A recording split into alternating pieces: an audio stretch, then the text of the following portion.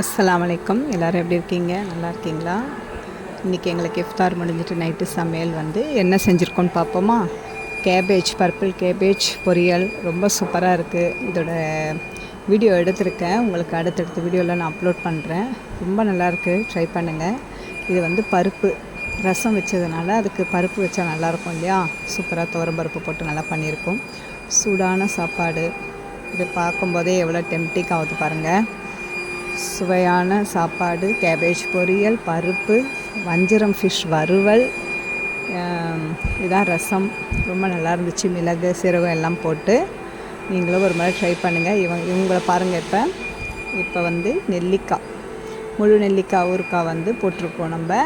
இந்த ஊறுக்காய் ரொம்ப சுவையாக இருந்துச்சு. நீங்களும் ட்ரை பண்ணுங்கள். இதோட ரெசிபீஸும் நான் அடுத்தடுத்த வீடியோவில் உங்களுக்கு அப்லோட் பண்ணுறேன்.